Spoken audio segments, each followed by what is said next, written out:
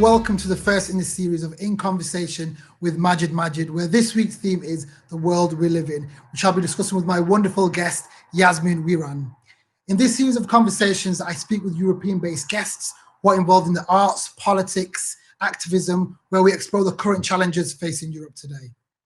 Just to give you a brief explanation of what Journeys Festival International is, Journeys Festival International is an annual arts festival produced by Artreach that takes place in Leicester, Manchester and Portsmouth.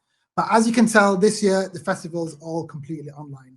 The festival curates, presents and commissions a varied program of work created by artists that explore the refugee experience and global cultures through artistic and creative encounters. And now on to my wonderful guest, Yasmine Ouirhrane. Yasmine was awarded Young European of the Year 2019 by the Schwarzkopf Foundation, EDD Young Leader by the European Commission, and she's an expert on peace and security at the AU-EU Youth Cooperation Hub, mandated by the EU and the AU. And she's basically a total badass, and I'm really, really excited for her to join me. So welcome, Yasmine. How have you been today? Thank you so much. Thank you for welcoming me and for inviting me for this conversation. I'm doing fine. I am, trying to enjoy the summer while working remotely. So it's been quite a good day. And you? I've been good, thank you. I think with everyone else, I've basically just been trying to cope with things, just trying to adjust. And I think everyone's like, some people have found it more difficult than the others, but I guess the struggle and continues, and we're going to continue basically doing everything that we can, basically. But I've also noticed from your social media posts, really quite active. So how have you really coped with adjusting to basically working from home? I also know that you're also studying at the same time. So how have you coped with the new normal with everything? Yeah, I mean, of course, what I say is that we lived in 3 months. As young people, like, we saw so much change in our way of life, but also the way we see life and death.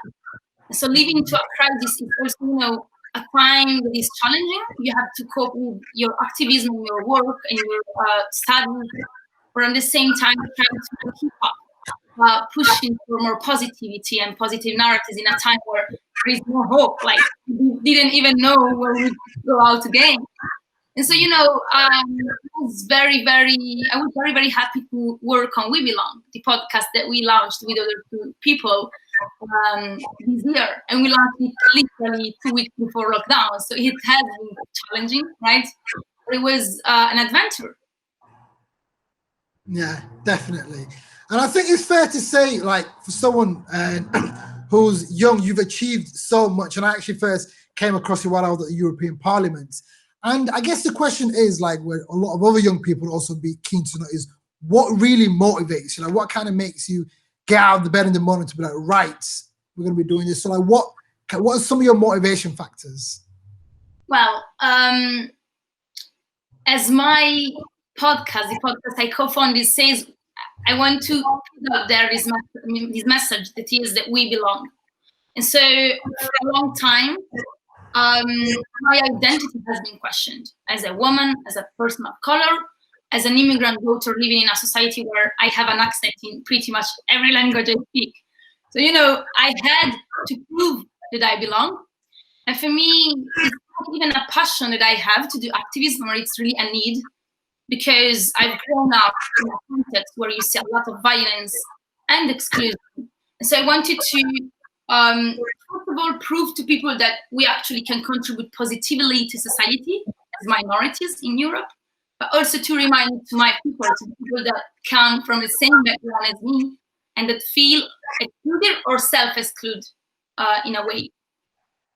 Yeah, no, totally understand. And what have been some of the challenges you say in terms of activism? Because I guess it can be really difficult at times, because being a voice for young people, for being a voice for people from your own community, it's not going to be easy all the time. So I guess, how do you deal with constantly, like, energizing yourself, refilling that well of inspiration all the time? Of course. I must say that while I was 16 years old, it was because of the terrorist attacks that occurred in Paris. So you see a crisis, you see a country being, attacked on their core values. and then you, as a minority, you're seen as a danger. So the shift in perceptions of people motivated me. But then, of course, up till now, after few, like 5, 6 years, you're still reminding people that you belong in society. That's tiring, of course, and it's a long-term process. And getting hate speech, getting attacks, threats, something that you have to deal with, sometimes legally, and that's what I decided to do last year. When I was awarded the Young European of the Year prize. It's a prize that I enjoyed for 2 days, because then I posted it on social media and I got, Marine Le Pen on my back. But, for me, it's really reminding people that despite all, we're not gonna give up. I'm gonna refill my batteries, but then I'm gonna be back, because we need to put out there a message that is that we should be respected just as others, as other citizens in Europe. So this is really something that motivates me. If I don't do it, who does? In my community, many people are deceived from politics, and I want to prove them wrong. I want to prove them that we can actually bring some change in society. Yeah, and you briefly touched upon hate crime and stuff. And first of all, solidarity to all the hate crime that you've been receiving online and offline. But in terms of you would have seen a lot of European countries at the moment, there being such a rise in far-right rhetoric, not just from ordinary citizens, but from leaders as well. And I'd be interested to know, in terms of, what do you think is some ways that we can combat those rhetoric of fear, hate, and division? What can ordinary citizens do to kind of fight back against that?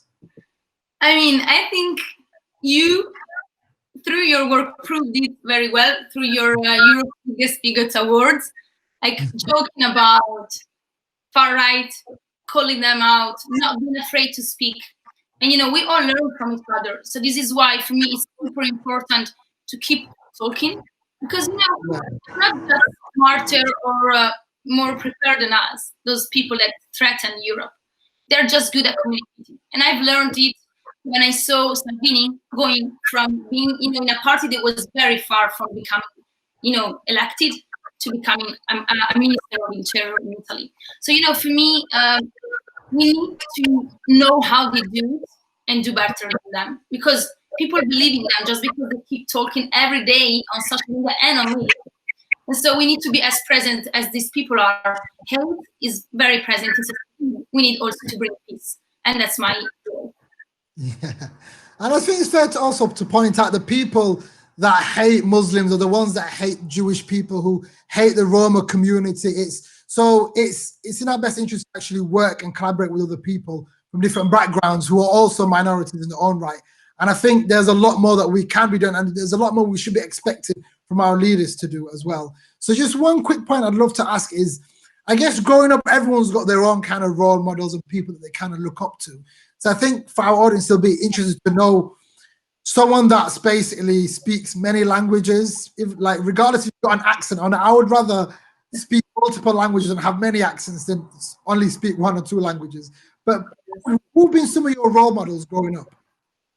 Well, I would say my parents, just because, they left everything they had for a better life and for a better life for us. They are both migrants. My mother is an Italian migrant. She migrated from the south to the north of Italy, where it was a very poor context where she grew up. And my father migrated from Morocco.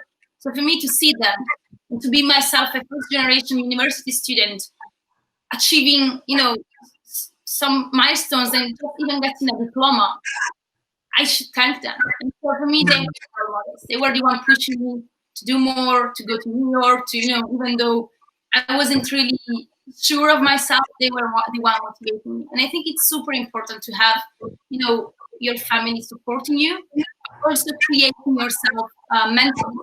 So I was very lucky to have some through my advocacy work at the European Parliament, at the European institutions, and much more. But my parents were definitely my motivation. No, brilliant. And I guess identity can be quite a complex thing. And someone who has won Young European of the Year, what does being European mean to you? Well, for me, being European, I never questioned or doubted about my identity. And for me, it's just natural because I live in a country I wasn't born in. I live in France, and I regularly drive 2 hours from France to go back to my family in Italy. So, it's just so close to live in a country and travel across Europe. So I grew up with this idea of freedom of movement, Erasmus, studying multiple languages and coexisting with different cultures. And so for me, European is, a lifestyle. But then when my Europeanness is being questioned, like when I receive threats, then, I acknowledge the need to talk about Europe. And this is why we co-founded a podcast that I host, where we travel across Europe and meet women that represent diversity. You were saying that we need also to give a voice to all the communities that might not be represented. And so this is exactly the goal that we have at We Belong.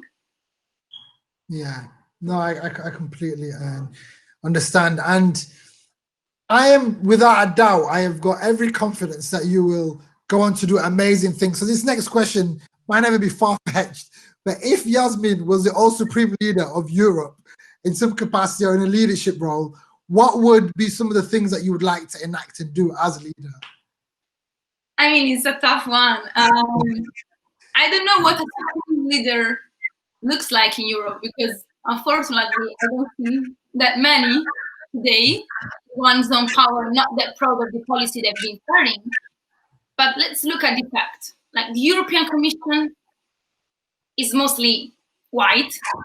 I don't see much diversity, and so I don't see much young people. Reach gender equality, but it's very recent. So I would love to see a more inclusive leader, an inclusive leadership where the people that we represent as politicians have a voice. We're in a democracy, where a democracy means that everyone should be represented by elected people. But today in Europe, that's not what I see. I don't see enough MEPs, and I was so happy when you were one. I don't see enough MEPs who are sons or refugees or people of color, and I would love to see this more. So this would be, I would say, my priority. You can't tackle issues if you don't witness themselves by yourself. You need to give a voice to these people, and not only tokenizing and giving just a voice, but then giving a meaningful role to young people, women, and minorities. So this would be my priority as supreme leader of Europe. Really, really important priorities. And one of the things when I got elected into European Parliament, and I was just to see some of the MEPs and just to see how white it was. And I think for any democracy, for any group of representatives to really be able to do their job as best as they can, they need to reflect the people that they represent. Yeah. And you touched upon, if you look at the Commission, they're all completely from a certain type, like class background, and they're all kind of white, and it's not what Europe is today, to be honest. And it was interesting when I actually was walk around Brussels, especially to like certain community and neighborhoods like Anderlecht, which some people would describe as socially deprived.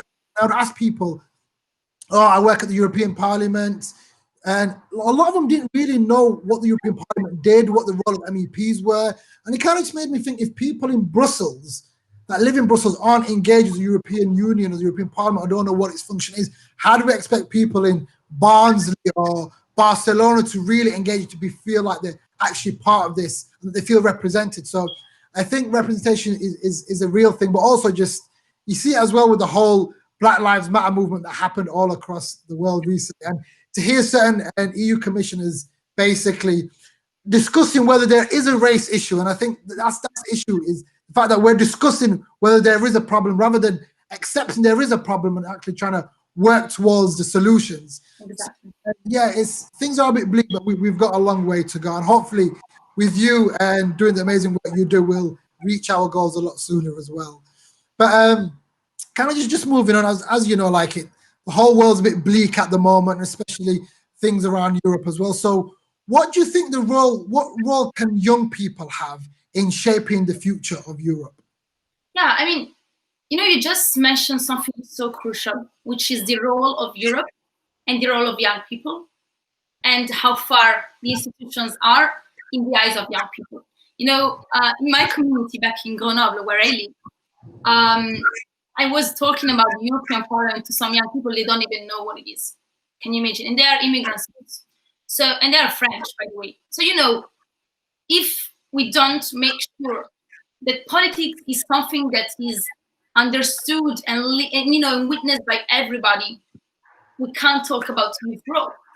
Because then which youth will take the elite youth? I don't want to see it. I don't want to see perform leadership from young people, but I want to see a real change and giving opportunities to the ones that are working on the ground or witnessing the challenges on the ground. So, as we have proved during lockdown, young people, we are creative enough and innovative enough to solve problems and adapt to the new normal, right? I would love to see digitalization being achieved. We were forced into digitalization because of COVID, but I would love to see these applied in our education programs. I would love to see young people not only being given a voice into institutions, but being given a role as experts, as contributors and project managers, as we do at the AU EU Youth Cooperation Hub, with a budget of 10 million euros. The European Union and the African Union has given, the possibility for us to build and create 7 projects that are currently being implemented in these continents. So this is an approach that I support, and I would love to see more, not only at the international level, but also at the national, local, and regional levels. Yeah, and I think on the topic of Brexit, I think one of the people who've actually been betrayed the most is young people in the UK. I'm sure young people across Europe, and just to be able to freely live, work, fall in love, and travel in so many other European countries is such a blessing. And the fact that that's being taken away from young people in the UK is a massive, massive travesty, and it is a massive shame, to be honest. And one of my regrets when I was at university was not doing Erasmus. I used to hear about Erasmus through, I had certain friends that did it, but honestly, just through briefly living in Brussels and just coexisting, like you said, with so many other people from all across Europe, just kind of ingrained that wider identity that we do have shared goals, and it was amazing. So if I could go back, I'd probably do an Erasmus scheme, to be honest. But where did you do did you say you did Erasmus? Yes, I did, but it was a double degree between Italy and France. So it was for me the possibility to go back to my country that I left when I was 15. So it was a double degree, and then while I was in Erasmus, it was the anniversary of the treaties of Rome, and that's where I started engaging on European politics pretty much by chance. I was in Rome while there was this anniversary, and I understood, because I felt like I was a minority in a sphere, or a political sphere, where there is mainly white people. I wanted to make sure that people understand that I'm also European. So that's why I started engaging. But for me, the Erasmus was, first of all, a huge opportunity that I'm grateful for, and also a way to meet other people from all across Europe, because at the end of the day, that's what it is. You're mentioning Brexit. I'm also afraid of Italexit and Frexit, but I hope that we will work to make it, stop this process of just, skepticism and Euroscepticism, because it's really detrimental not only for the European Union, but for our values, which are freedom, human rights, and we're seeing in Hungary and Poland what is happening. So I'm really, really looking forward to continue to do this and to advocate for European values.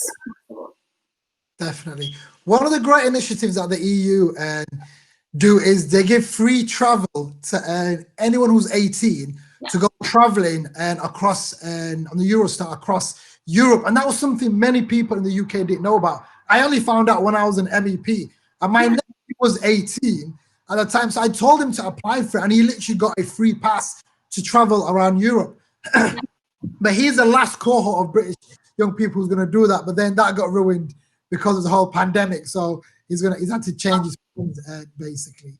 But I guess moving forward, as someone who's campaigned on the importance of participation, especially with getting women in participation and people from ethnic minority backgrounds, what is the importance of getting women and people from a BME background in those leadership roles, and what would be the impact if they actually got into those roles?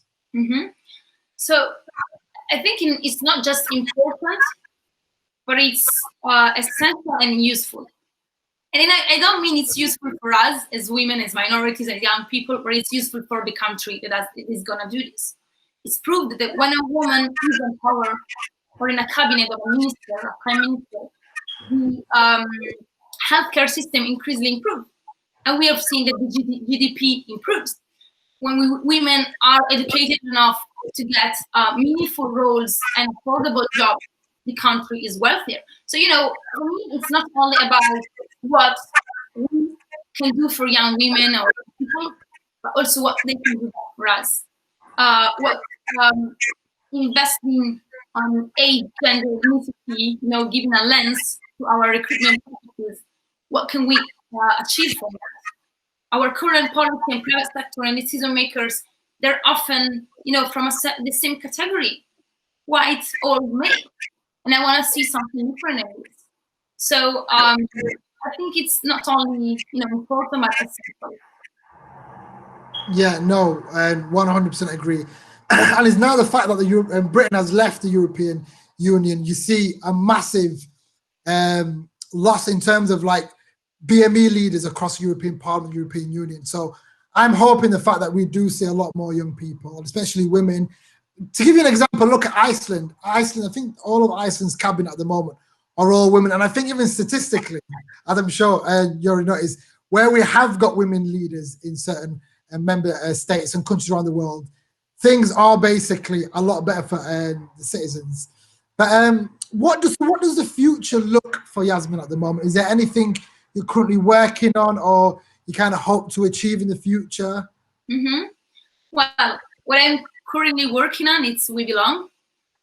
We've been interviewing 10 young women all across Europe, and we're planning to continue this because for us, it's really inspiring other people by sharing positive narratives and role models. Because when I was younger, as I say, my mother was my role model, my father was my role model, but I didn't really have a role model that looked like me. And so I want to make sure that younger generations have role models. And by doing this, we also want to share through the podcast, through our platform, We Belong, tools and means and trainings for these young people to be able to understand and acknowledge that they can be as much as I do in a room with ministers, with presidents, with heads of state, and belonging. So I want them to be sure that they belong and that they can have a role. So this is my future. So many young people would ask, Yasmine, for someone who has had meetings with commissioners and a lot of high-profile people, and a lot of young people would find that quite nerve-wracking and quite intimidating, and in all honesty. So how do you navigate those spaces which were traditionally not meant for people like yourself? And you always hear about, listen, if you haven't got a seat at the table, you bring your own chair. But like, do you ever suffer from imposter syndrome? How do you deal with being in a room full of like all men in suits? Like how do you deal with those environments? Yeah, I mean, I want to make really this point. Every single day, I get hit by my imposter syndrome. Even right now, I feel intimidated by talking to such a great person as you. But I try to defeat it by telling myself that it's a challenge for me. I was very, very, very shy when I was younger. And for me, the first time I took the floor, I was so scared. I was in New York, given this opportunity. And I was like, am I really legitimate to sit here and talk in front of ministers and people? And then I did it. And you know what? We have all a story that is worth sharing. And this is why I really want to make sure that other young women know this and have the courage to speak up. Because if we don't do it for ourselves, our stories are untold. Our stories are not addressed at the political level, at the media level, are just, forgotten stories. And I think, we deserve to be listened to as much as other people, because we're just citizens as others. So this is why I continue to do it, and I try to defeat my imposter syndrome by reminding me and myself that I have thousands of people maybe following me or having heard of me, that might benefit from that. So if I sit in a table with a commissioner or a minister, I make sure that it's not only my concerns that are addressed, but the one of others too. This is what motivates me.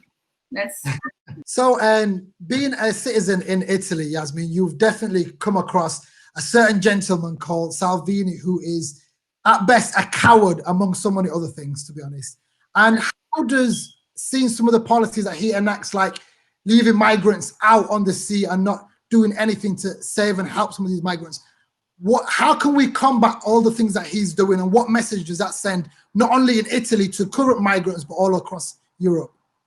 definitely, hate speech that Salvini but also Marie Le Pen promote have an impact on far-right narrative, but also on violence that is being perpetrated in Europe. Far-right terrorist attacks being perpetrated in Macerata, in Italy, by a sympathizant from the Salvini party. So we see a correlation between what he says and what people think and what people do, and the violence, of course, later. So, we need to make sure that people that listen to Salvini understand that he's lying. He's a professional liar. That's his job, by the way. And, he's lying when he says that migrants bring COVID. I was in Italy last month. There are so many Italians thinking that migrants bring COVID, while there is a small percentage of migrants that actually got COVID. So, there is lots of lies that nourish this hate, and this hate nourishes violence. And violence, the main victims are Black people, migrants, and refugees living in Italy that have been killed or have been target of attacks and violent extremism. So we need to call Salvini for what he is. He is a person pushing violence. It is repressible by the law.